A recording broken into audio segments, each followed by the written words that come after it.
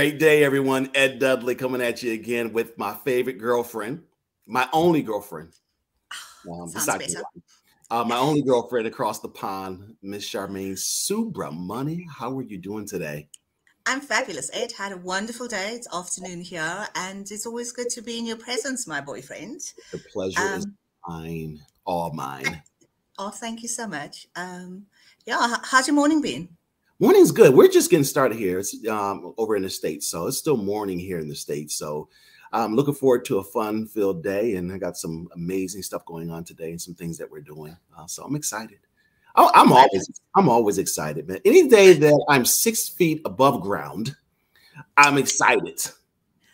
So that's the attitude we need to take out to the world, actually. Just being able to breathe. Yep. And having the opportunity to make a difference is all that matters. I'm actually overly excited today because this is going to be fun today. It's going to be fun. It's going to be exciting because, I mean, we're going to be chatting to an incredible human being. I'm going to start with that. A businessman, an author, a granddad, a husband, a good friend, an author. Did I say author of multiple books? Who just understands the Ubuntu philosophy, advisor to politicians. He's just so incredible, has so much value to give to the world. And I'm just excited to introduce him to the Ubuntu Connected community. And Ed, just welcome him in. Let's bring him in. Let's have a good party, if I can call it that. Mr. Masalea, how are you today? Ed, I'm very well. I think I was more comfortable behind stage. Hello, my friend. Welcome to the Ubuntu house. It's so good to see you. Thank you very much. If only the audience knew that you shouldn't be saying that. You should be seeing me every day, not only on screen. It would be better. So real quick, before we got started with the recording, we always have the guests come in and we talk with them and just laugh and share. But the banter between these two a few minutes ago. So if you're familiar with State Miles, I don't know kilometers yet. He basically called out Charmaine, basically saying she lives around the corner from him and he hasn't seen her. And this was absolutely hilarious because Charmaine said it's cold. Last night I checked, cars have heat in them. I'm just saying. I said it was not cold, Ed. Sorry for my accent. I said it was COVID. And COVID. But my friend and I speak often. We're not out of reach. It's just being a little bit of a crazy thing. He knows I love him. He knows he means a lot to me. So we will make a plan. I promise. You know, Ed,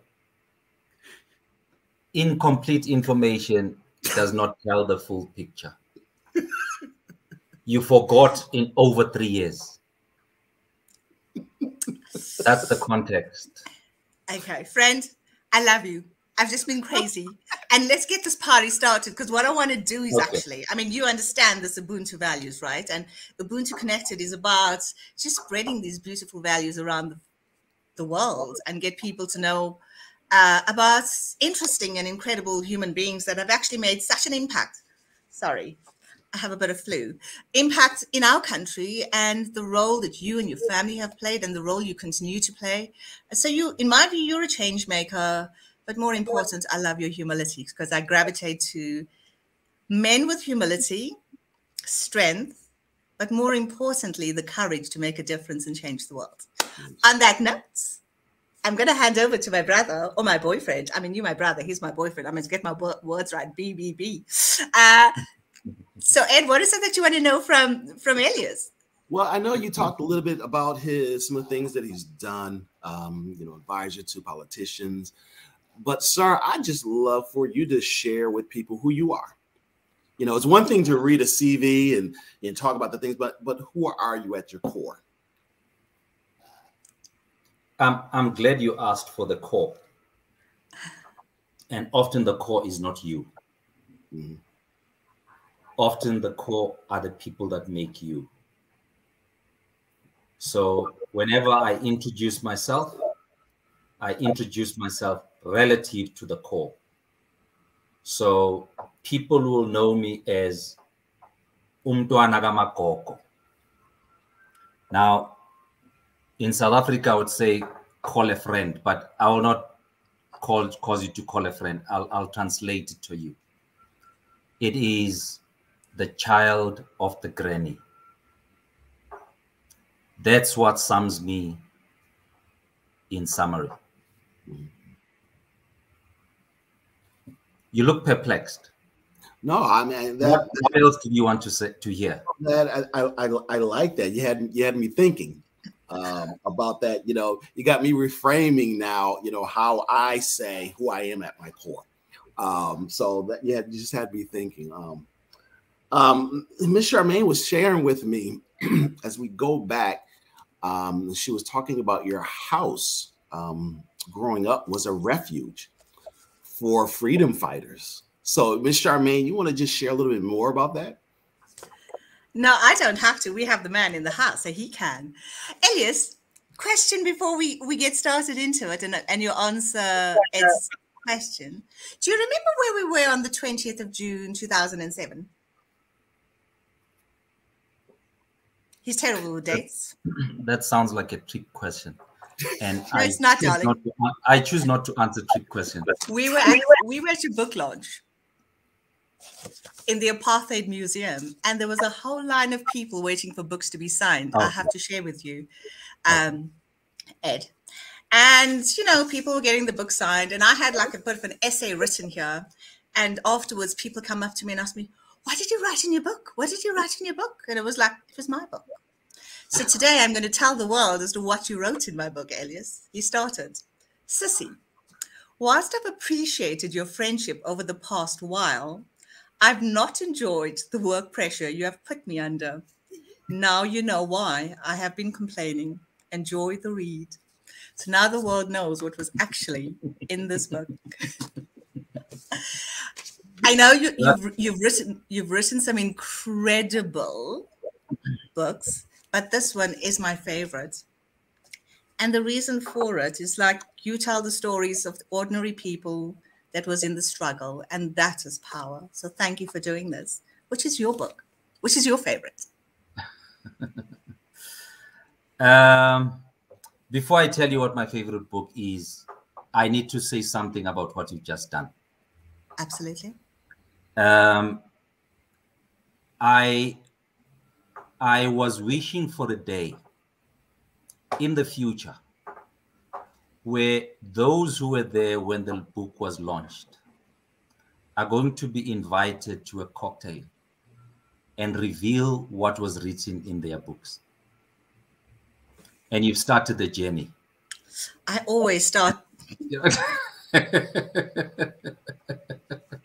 We'll make this happen for sure. I have signed books on trains, aeroplanes, boats, in all sorts of weird places. And what is interesting, you may not have read the last bit, or I had not started doing it. I always write the physical address of where the signing was, right? So if you're on an aircraft, it will be the flight number.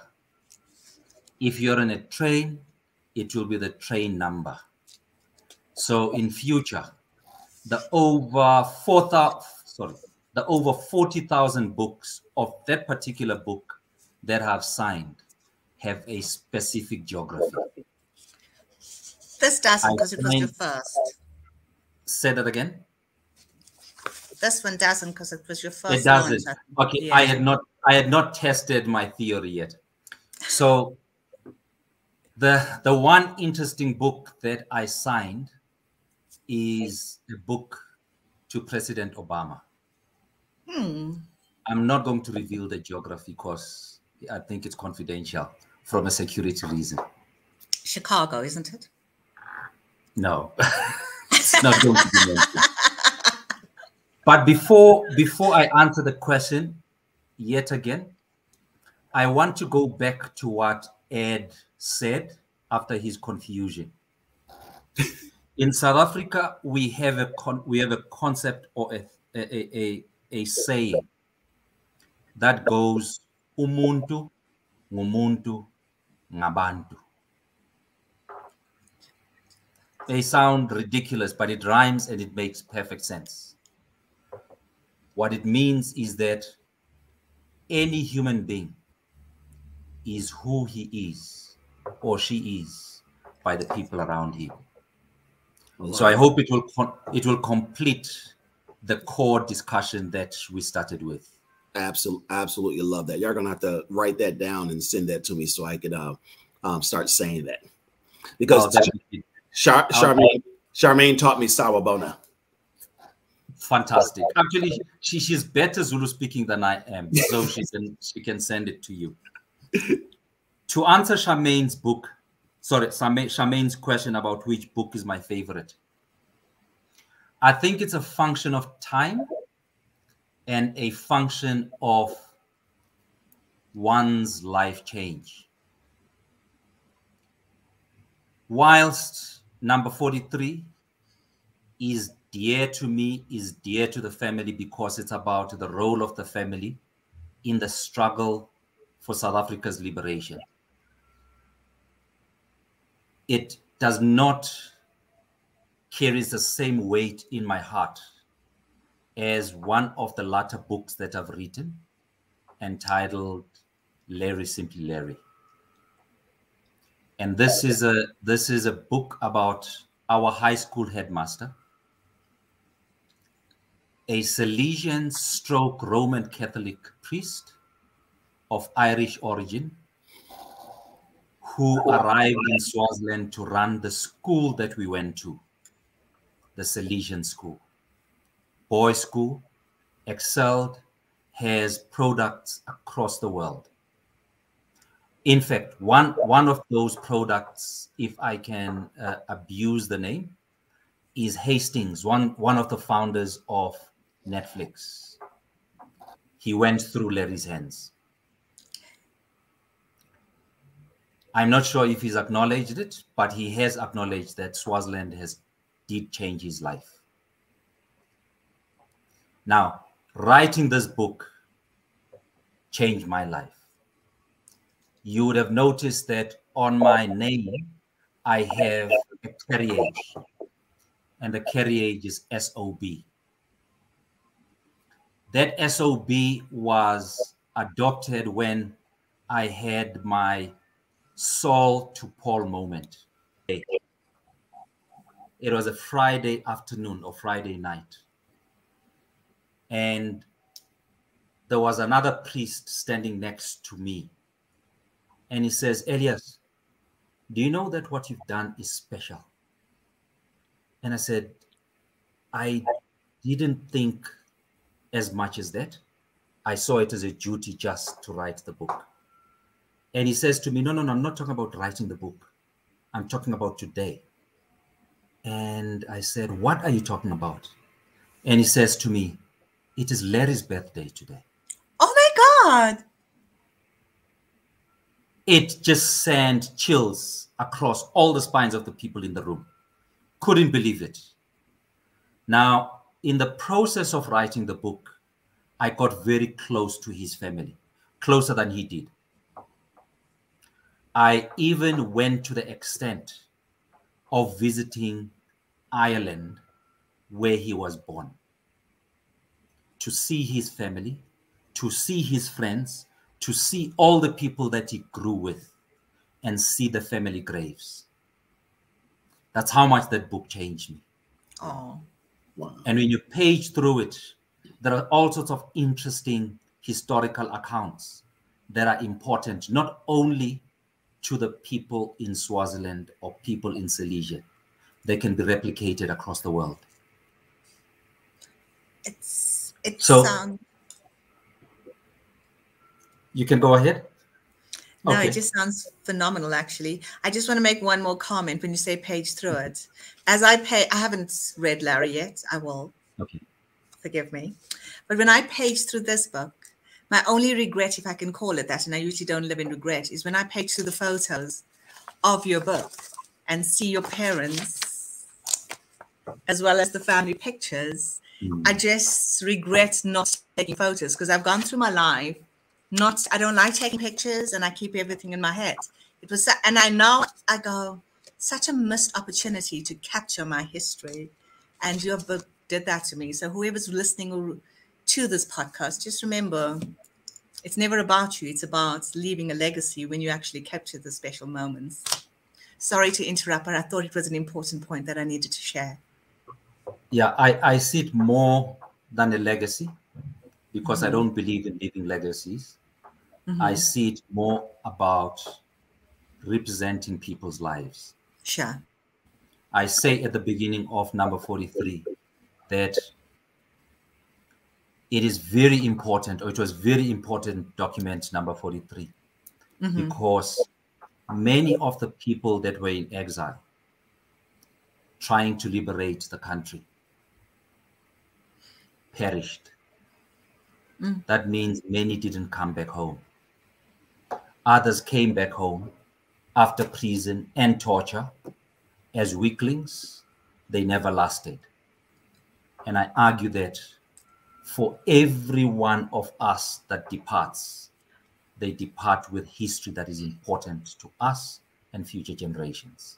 So it is extremely important that we document these things.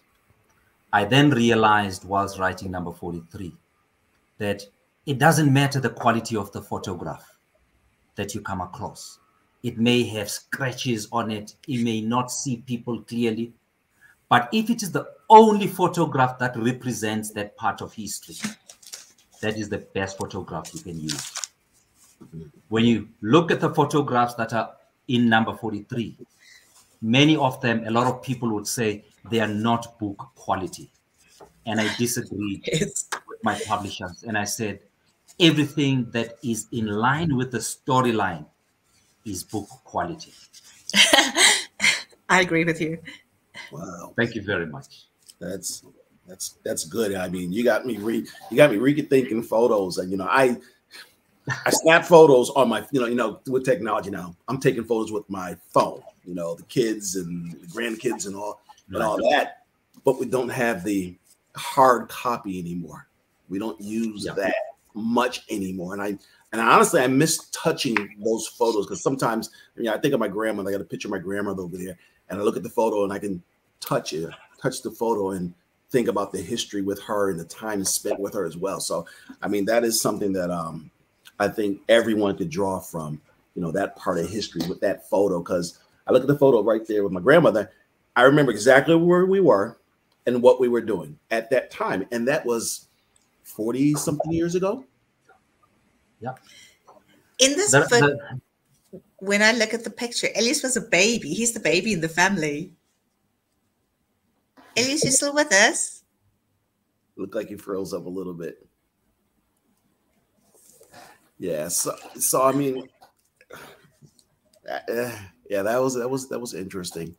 Talking about when he speaks about the people that fought for our freedom, I get choked up because so many people actually sacrificed their lives for us to live in this beautiful country. And I think the ones that are leading it need to appreciate the sacrifice and lead.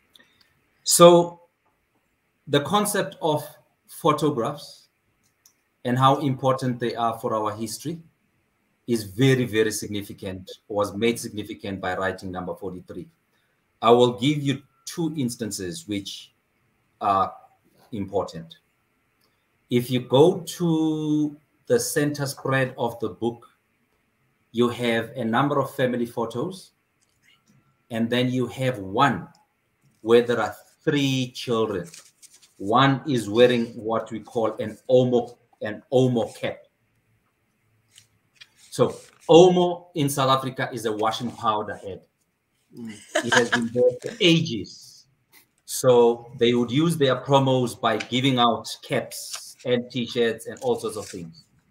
So that picture was taken in 1967, 68, right? We are a family of 9. That picture has 3 people on it, or 3 children on it. All the siblings have died. And the only siblings that are remaining alive today are those three. We now refer to ourselves the three blind mice. Sorry. I love you. And your Why storytelling. blind mice? Because when that picture was taken, nobody knew, even the person who was taking the picture, that the family will be decimated, and the only people who are going to be left to tell the family history are those three children on the book or on the picture. Wow. And what is interesting is that these children come after each other in this order. So these died, and the last one died, and only these are remaining, exactly in their order. So when I say things are written in heaven, we have no control, that is one example. Another example, when our parents were born, the tendency was that it would be a home managed birth. They never went to hospitals or clinics. So once the child is born, a teacher or a priest or somebody in the neighborhood is going to come with what we call a foolscap exercise book and write the date of birth of the child.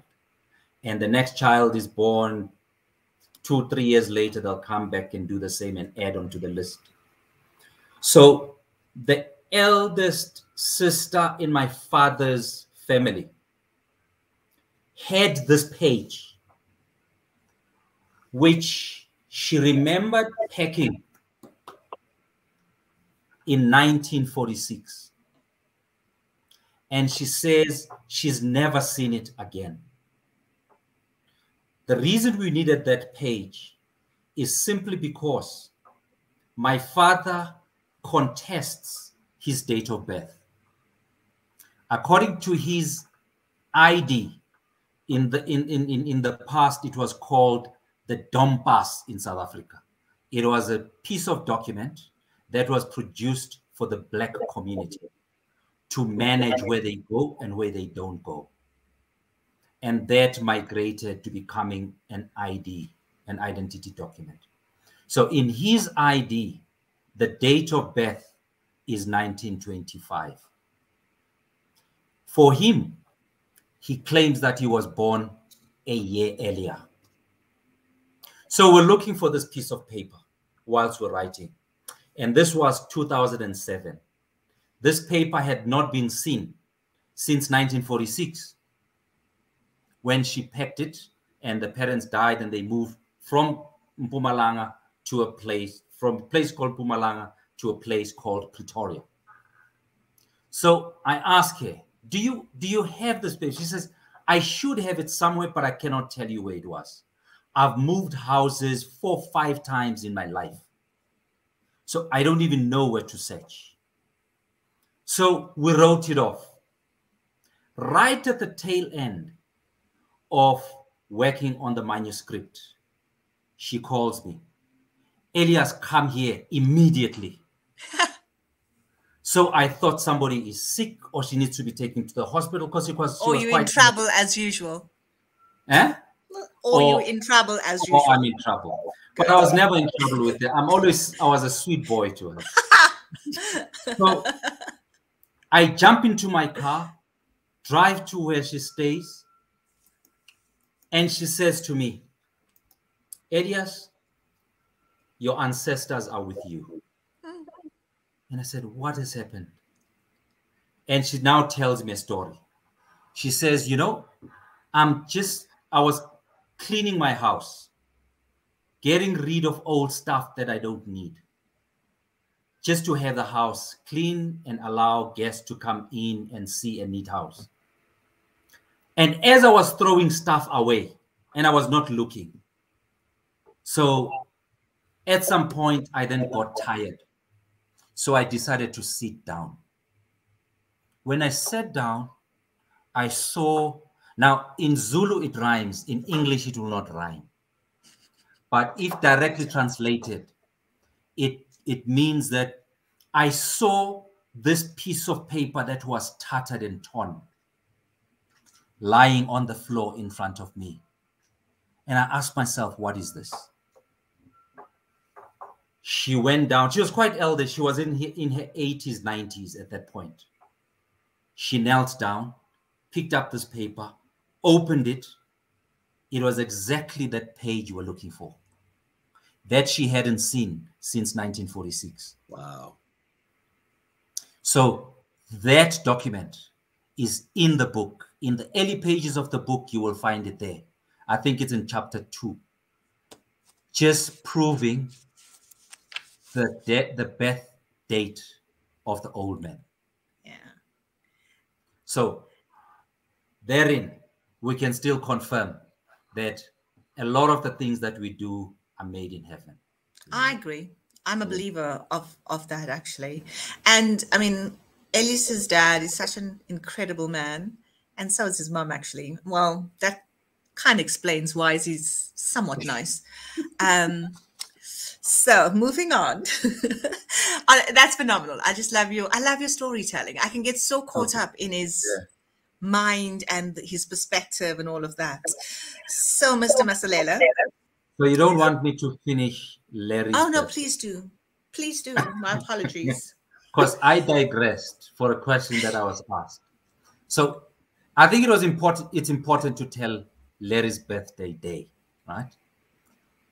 So whilst we're excited about this book being delivered on his birthday and this elderly priest behaving like a primary school kid, Wasn't that special? Very special. Very, very special. The phone rings and he turns around and says, Elias, go and pick up that call. And I said, Father, why? He says, that's my birthday call from my nephew. Oh, no, from my cousin. Apparently, every year at that time, 6 p.m., the cousin will call from London to wish him happy birthday.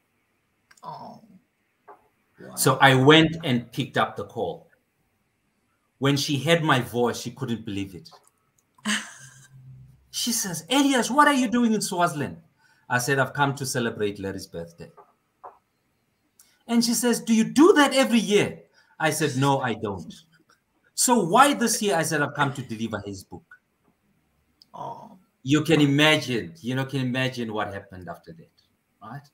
So that's how special the delivery of this book was. That is Larry, simply Larry. Wow. So he changed my life in many ways, because exactly 3 months after the book was published, he died. Now, he didn't die in the normal way. I can imagine nobody believes that people today can die of starvation. Larry died of starvation. Apparently, he had made a decision that he's achieved all that he can do in this world, and there is nothing more to be done. And he just decided not to eat until he parted with his life, Christmas Day 2018. Oh my God, the same day as our Archbishop Tutu, 25th on Christmas Day. How incredible is that, hey? They left. And in fact, Desmond Tutu came to celebrate Larry in Swaziland. I have no doubt he was there. He's the guy that I tend to quote on some of the quotations from an Ubuntu perspective. Desmond Tutu, quite a... And I get excited when I think an incredible human being that will speak his mind no matter who's in the room. You just need to hear it. Yes. And he's done greatness for us as South Africans. A lot of us can follow his footsteps, but very few does so. But let's leave it for another day. What's changed me, Ed? When we buried Larry, the relatives or the family couldn't come down to Swaziland, and they asked me, Elias, please be a McDonald for this week and represent the family and send our brother, our father, our cousin, our priest, our everything on our behalf. And from that day onwards, I became the Salesian old boy. That's the SOB. I love it. That's absolutely amazing. That is wow. Those are selfless acts that you are kind of known for sometimes. I say that in tongue in cheek, you know, I mean this in a good way, right? I'm allowed to like have a bit of banter now and again. So no, that was an incredible story. I mean, I'm going to read the book for sure for now. Yeah, it's just, it talks about human connection, right? And the power and importance of it. And also the power of the universe connecting the people at the right time to deliver something that needs to be done. I mean, we are conduits for some of the messages that needs to be carried out into this world. I believe it.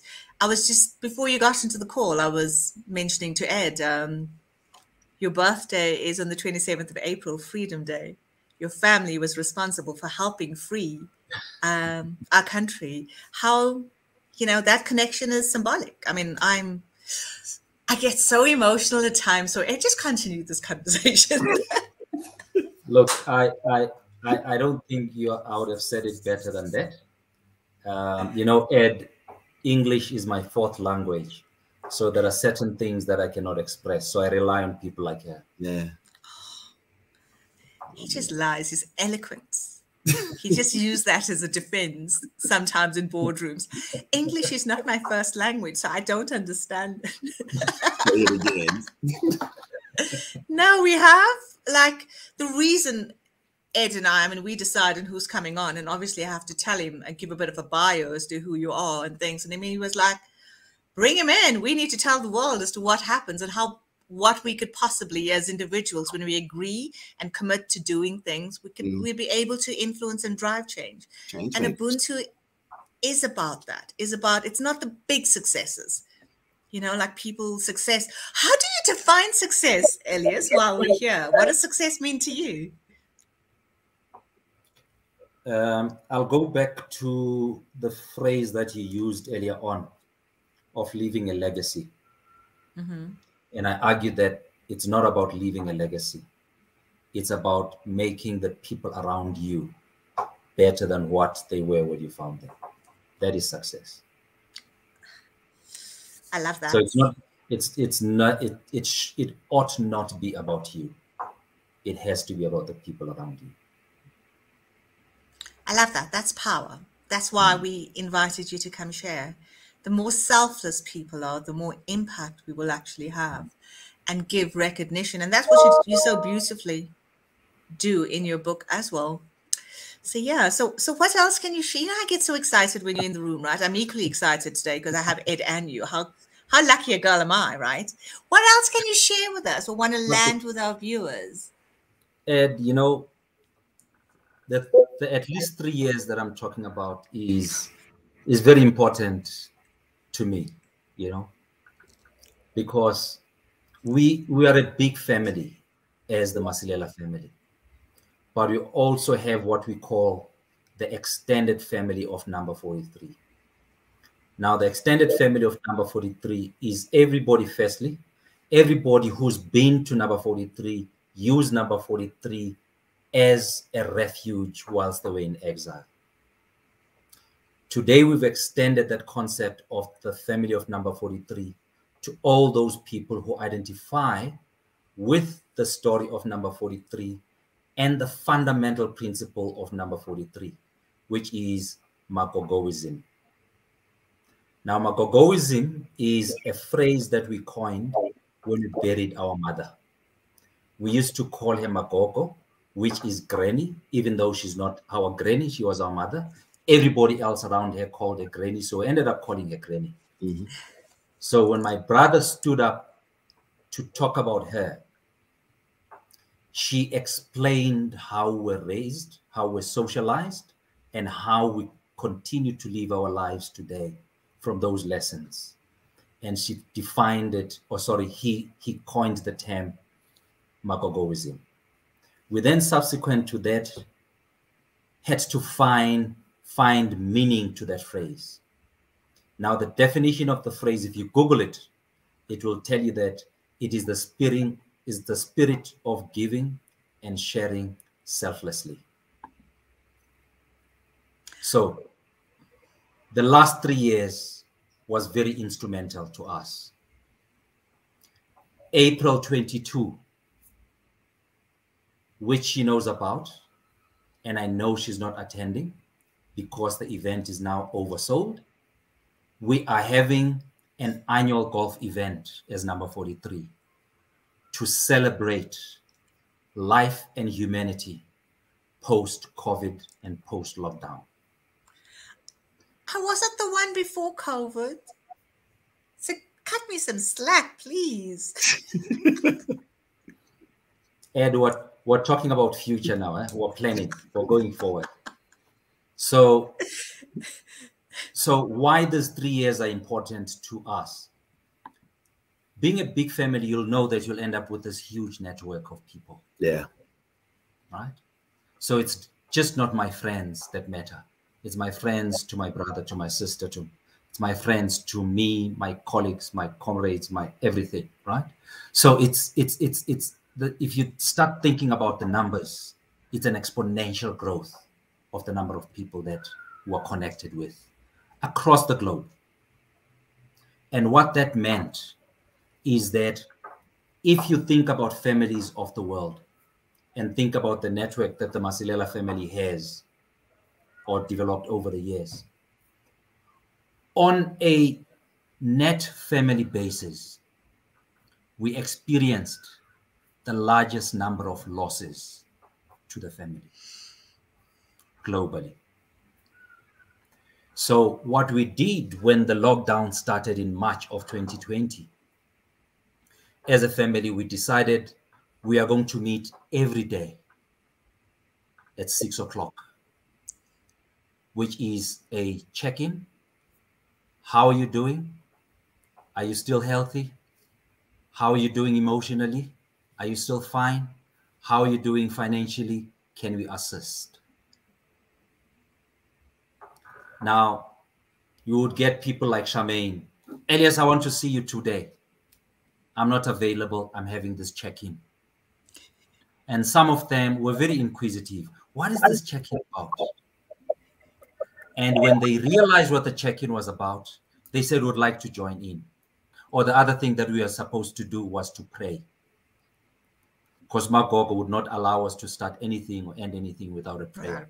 Magogo is our mother. I'll remind you on that. So people will come and pray with us. Would invite musicians, poets.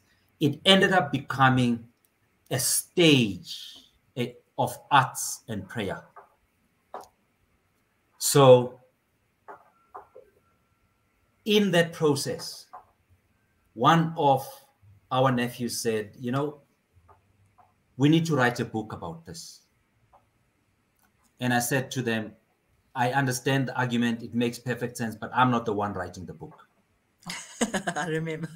And they insisted the book has to be written. Then I said, okay, if you want to write it, you write it. The only thing that I will do is to coordinate. I was amazed. This was supposed to be a book with about 20 to 30 pages. That book just grew phenomenally, unbelievably. And contributions came from all over the world. Africa, North America, don't remember if there was somebody from South America, I'll have to check the list. Europe, China, Australia. All these people were contributing to this book. And this book is telling the story of families in the lockdown and how they survived the difficulties.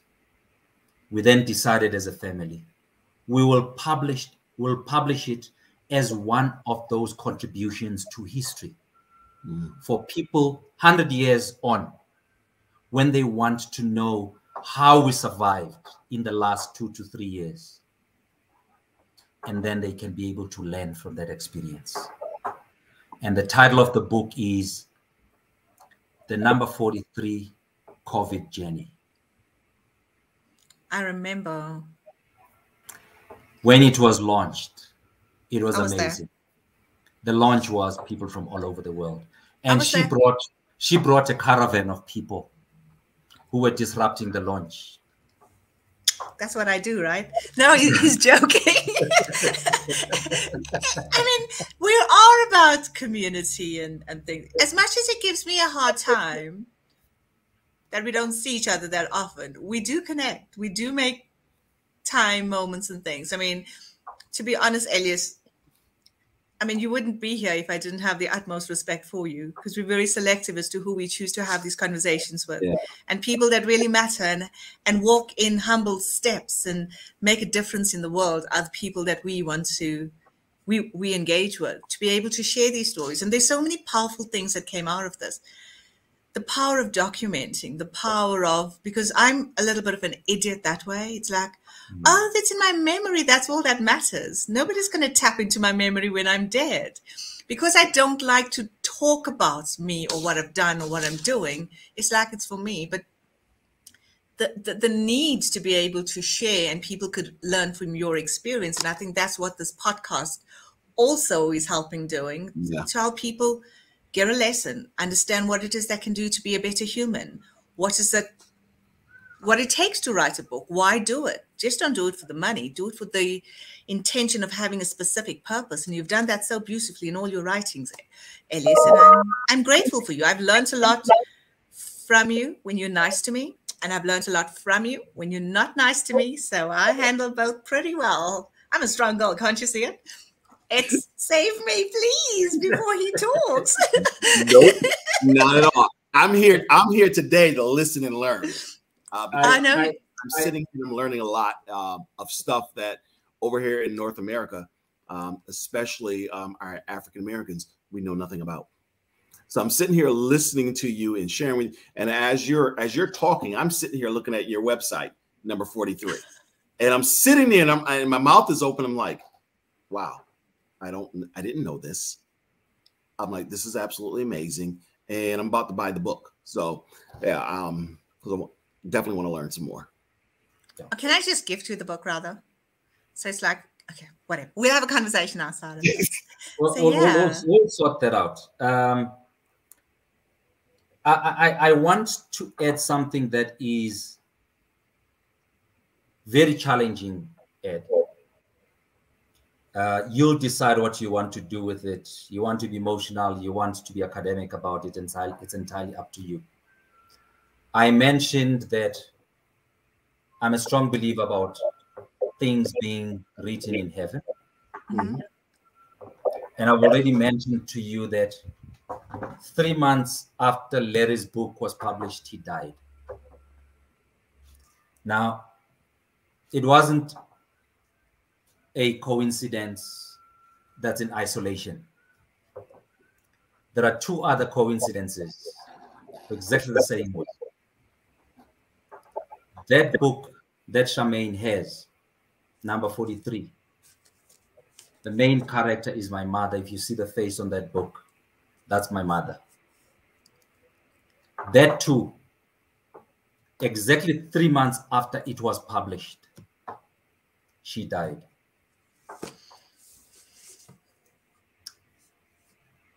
The number 43 COVID journey. I worked very closely with the Prime Minister of Swaziland. He died. He was there on the call, I remember. Yes. When we launched. He was at the call. He presented the keynote address. I know. As a friend to the family, friend to number 43, and Premier of Swaziland. After the book was published and launched, he also died. Now, I don't know what to make of that. Whether to continue writing or to stop is a challenge that I'm faced with. So a lot of people, when they hear this, they say, please don't write about us. I know. You can write about me. I'm ready to go, actually, because I think I've done whatever I needed to. No, the point is, you know, the universe is going to give us what we need. My mom always says, it's written in the stars. You think you have control, you have very limited control, and that's her words. Just real quick, you started talking about the number 3. 43. 43. 43? 43, yeah. It was 3 months after the book. Oh, yeah. Okay. Okay. Yes. Yes. So that number 3 means completeness. So we don't know whether that journey, that part of that person's life was complete now. Everything that they were, as you said, was written in heaven already. We don't know if that part of their life was done now, because that 3, completeness. So they might have completed the journey and the work they were meant to do here on this earth. So I am an apologetic Christian. I tell people, and the 3 is basically in the Bible is the Trinity, the Father, Son, and the Holy Spirit, and it also means completeness. So when I heard you start rambling saying three, we hear complete. It is done. The works is finished. Ed. Go ahead, Shami. No, I was just going to say that's quite an insightful reflection, actually. And it's sort, if I may just add to that, Elias, you shouldn't stop writing because you have wisdom to give. Yeah. And whatever you need to, the reason why you're here on this earth is to be able to gift the world with your talent and your insights. Keep doing it. And just before you respond to that, my favorite number, and Ed knows it, is 3. I gravitate towards people with a 3. So if I look at Ed, his birthday is on the 18th of October. If I take a 1 and an 8, it's a 9, so it's 3 cubed. If I look at you, it's the 27th of April. If I take the 2 and the 7, it's a 9, it's 3 cubed. So we already on our 3 mission. I'm on 21, don't care which month it is. It's a number 3 if I put it together. So I have this tendency, and people that tend to do this kind of work, when I look at my Each One Hold One co-founders, each of them translates into number 3. Melissa's on the 12th of January, it's a 3. Kobeshni's on the 12th of June, it's a 3. And I'm on the 21st, it's a 3. My son's born on a 3. So that 3 is the element of creation and completeness in many respects. My boyfriend, Elias, you can respond now after I've just spoken so much of nonsense. No, you haven't. In fact, the way you defined Ed's contribution is impeccable. And I think, Ed, I didn't think about 3 from this perspective. And Ed has just solved a family riddle. I've never thought myself as being spiritual, but every time the signs show themselves, I find it difficult not to see them, because even if you're a scientist, we say in science, an experiment is something that's replicable over time and across space. And if something keeps repeating itself across time and across space, it must mean something, even if you don't know where it comes from. So, Ed, I'm going to tell you a story which is very recent. Actually, it's current. When you read number 43, you will find that it has an interesting tense. My editor calls a past, present, future tense. So it depends on what you're thinking about or what you're reading for you to work out whether it's past tense, present, or future. So what the story I'm going to tell you is actually the 3, past, present, and future tense. So in 2019, we decide to celebrate our father's birthday for the first time in his life at 95 years. And in making the decision to celebrate, we also make the decision we will color code the birthday. And where everybody will wear green. Sorry, not green, yellow. And we call it We call it Ndebele yellow. I don't know if you know about the Ndebele tribe in South Africa. No. It's the most colorful tribe in the world. You can Google it, Ndebele. You will understand what I'm talking about. So because my dad is Ndebele, we drew this color that is related with light. She loves light. Charmaine, I know, loves light. It's related with life. It's related to happiness. So that's why we chose yellow. And this was August 2019. And in the period leading to August 2019, the old man calls us and says, Bantwabam, which means my children. Last night, I had a conversation with God. What do you mean? He says, yeah. I was having this discussion with God. So we asked, what were you talking about?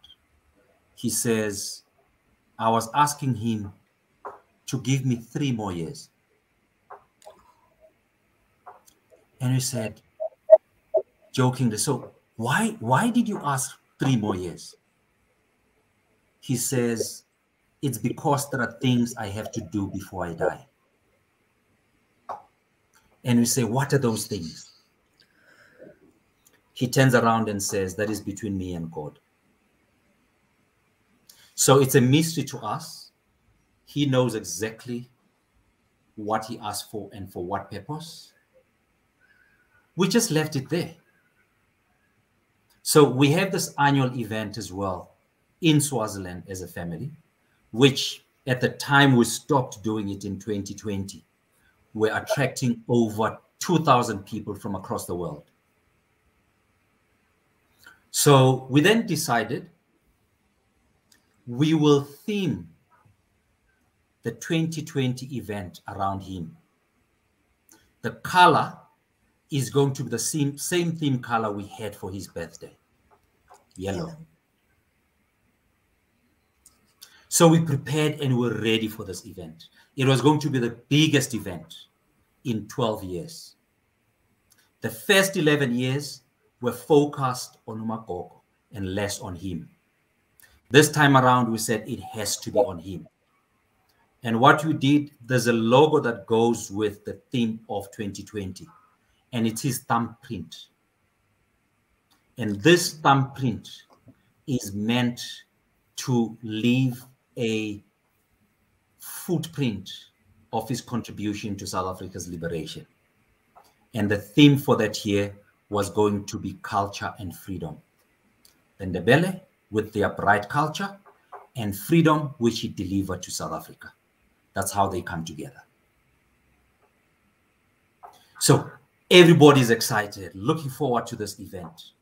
Come March 2020, the event gets cancelled. So we make a very firm determination. We're canceling the event. We'll have it again in 2021, same theme, same color, same everything. Come 2021, we cannot do it. Come 2022, we decided we're going to do it. Right? And after 2 years plus, South Africa comes back to level 0. So you can so do that it now. means, say that again? So you can do it now. You're celebrating this year, aren't you? We decided even before the level 0. So this thing has all of a sudden opened and allowed us to celebrate without any restriction. But here's the catch. This is year 3. Ah. 4. So we're asking ourselves, what does this 3 actually mean? And Ed, actually, you've added spirituality into this thinking. So we're just waiting. Thank you for sharing, my friend. It's so I mean, you've always been amazing and your storytelling and all of that, but just for bringing both of you together just created a special connection today. And he helped complete an element, as you said, of questioning that's been happening.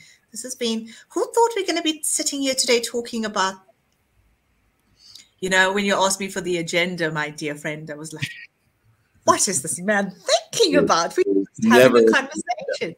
Imagine if I gave you an agenda. We'll be talking now.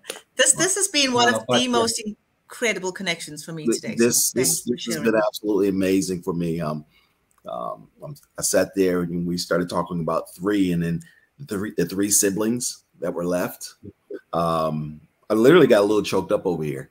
I saw that. Just hearing the story and how the three is relating in your life. So yeah, as you say, it's already written in heaven. Interesting, very, very interesting. Thank you very much. That perspective is, I would never have thought about it. Yeah, and then he filed asking for 3 more years. Yes. Yeah, that number 3 is heavy in your family's life. Yeah. But it's also, we're all here to journey through life. And once we've done what we have to, like Father Larry did, he chose to leave. You know, he did something upon himself to actually exit in a way that he died. It's a pity, but that was his choice to do, though. So I'm on this journey, and I have been for a while. It's the concept of detachment. Know why you're here, fulfill the gift that you have to gift the world. And when it's your time, be happy or ready to leave, whether it's yourself or family. And it's a bit of a hard concept, because when people sometimes listen to when I say these things, they were like, you're so hard, you're so cold, you're so this. It's not. It's just understanding what it is that you have to give and when it is to leave. Oh, my darlings, I could speak to you the whole bloody day and we could go on and on and on. But hey, we have to leave. Yeah, I will say this. I know we want to have you back.